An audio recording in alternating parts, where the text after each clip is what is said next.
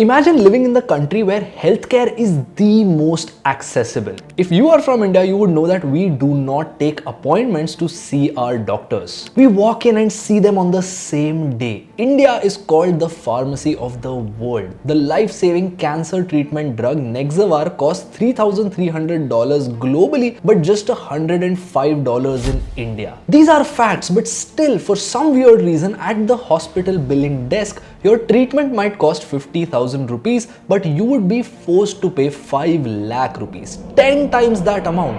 Why? And if you refuse to pay, your life would be turned into a living hell. You would be bullied till you cough up the amount. Today, Indians pay up to 1000% markup on cheap healthcare purely because some elements in the system have succumbed to their own greed. So why is this happening and how can we fix it? As always, let's explore with the help of data and evidence.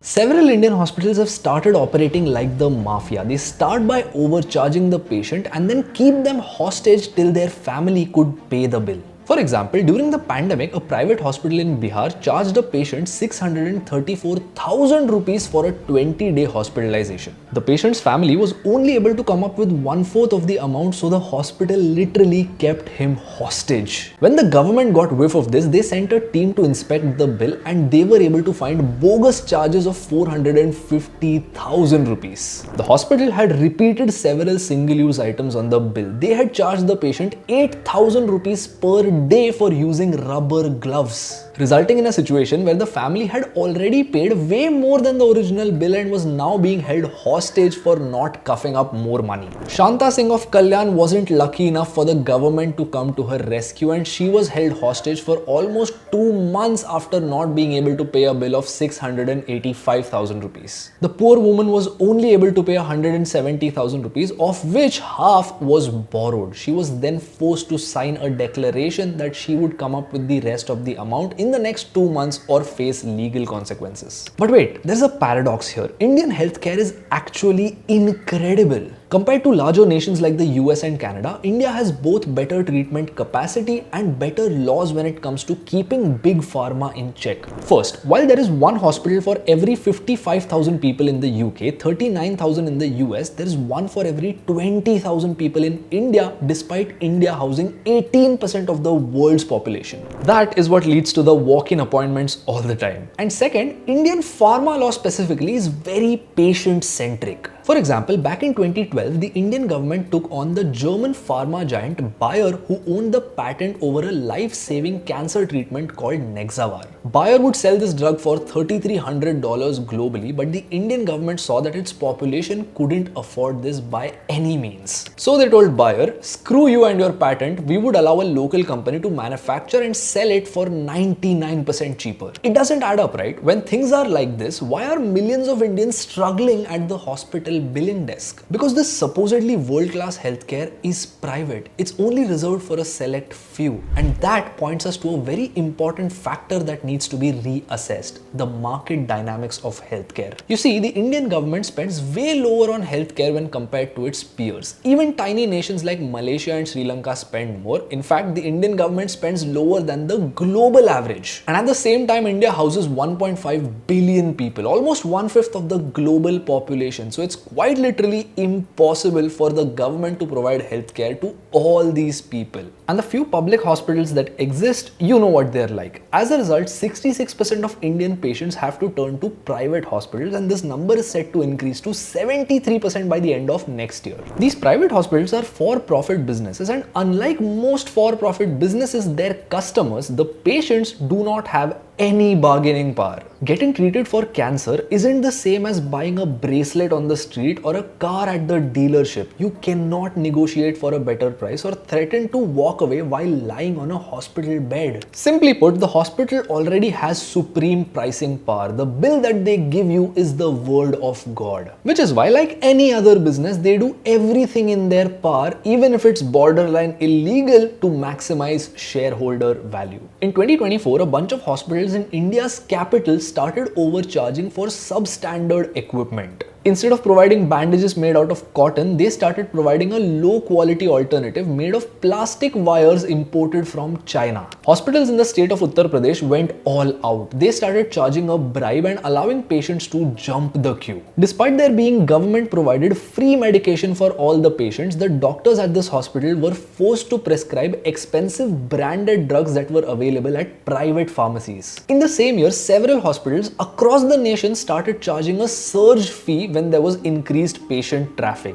just like Uber. Imagine that. A hospital in Gujarat pretended to treat a patient for 3 more days after he passed away only to rake in the extra fees. If you think all of this was horrible, this is only the tip of the iceberg. It gets so much worse. But before I tell you that, if you learned something new up until this point, please consider subscribing to the channel, as that's what keeps us insanely motivated. Gautam Mistry, a cardiologist from Kolkata, braved against all odds and came out against the corruption going on in the hospitals and spoke to the British Medical Journal. He said that several private hospital managements force their doctors to overprescribe medicines, recommend surgeries that aren't required, ask patients to stay for longer than necessary under the guise of precaution. And you know what the worst part is? The hospitals openly embrace this philosophy of serving the shareholders. When the news network NDTV asked Dr. Ajay Kumar, the executive chairman of Healthcare Global, a chain of hospitals, about this surge pricing, he obviously denied the claims. However, right after that, he said on record that in this business, we target a margin of 20 to 25%, and that is what drives our pricing decisions. Similarly, Aster DM, another corporation that runs hospitals, told its investors in an official presentation that its average revenue per occupied bed went up 17% due to high-value cancer procedures. They even said that we have exited our low-margin business, showing an overt preference for patients who have the ability to pay. Now, many people might say,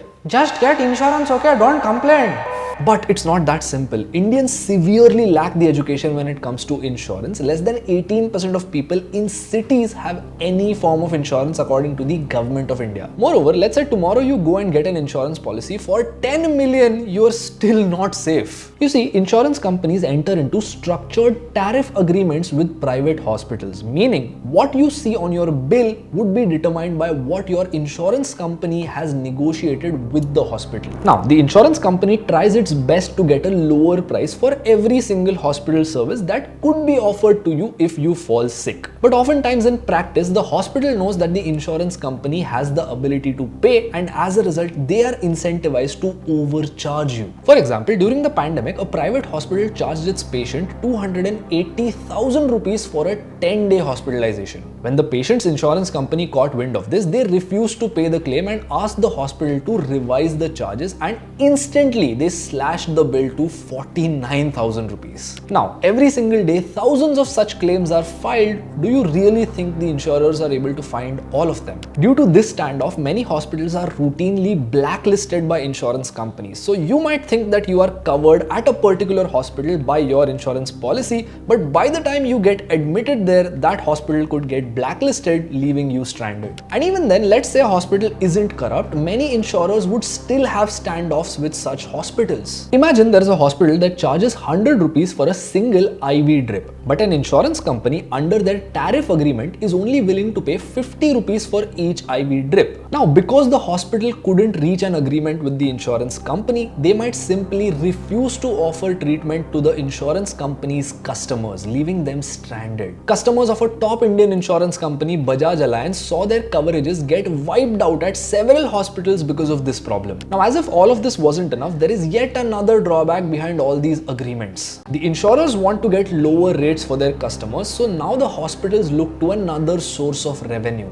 the uninsured. A study found that hospitals charge on average 27% more from people who do not possess an insurance policy. So you see what's happening? Essentially, both the insurance company, a private entity, and the hospital, another private entity, are trying to maximize their profits, and in the middle, the one who suffers is the patient, who has no bargaining power. Now you'd think, isn't that unfair? Why doesn't the government step in? Theoretically, in India, it can't. Look, India's insurance sector is regulated by an apex body called the Insurance Regulatory and Development Authority of India. And despite its existence, we hear several cases of insurance claims being rejected wrongfully because the insurer wanted to make more money. Now don't get me wrong, the IRDAI has changed the Indian insurance industry for good, and yet there are cracks and challenges. And here's the shocking part. The way India has an apex body to keep tab on insurance companies, it has no body to keep tabs on hospitals. And the worst yet funny part is that we have a regulatory authority for tea, coffee, tobacco, and even cashew nuts, but not for hospitals, where millions of people every year go bankrupt, and yet these businesses have a free hand when it comes to pricing and practices. So how do we solve this problem? For starters, improving the state of public healthcare is necessary, but it won't solve the problem because of the sheer size of the Indian population. We won't change things by making the public sector bigger, but by making the private sector better. This could definitely happen by introducing an apex regulatory body for hospitals, and it could very well be in collaboration with the IRDAI, because both these bodies could not function independently. The tariff agreements that we saw between hospitals and insurance companies are actually good because these insurance companies have the bargaining power that individuals don't. But at the same time, what's going on in these agreements, how these hospitals behave after the agreements have been executed, their pricing decisions need to be under a regulatory body. The hospital also needs complete independent auditing power when it comes to scrutinizing hospitals to make sure that the patients aren't being treated unfairly. That's what I think when it comes to trying to solve this problem, but how do you think it can be solved? I'd love to know your thoughts in the comments. And if you learned something new from this video, subscribe to Off Angle. I'll see you in the next one.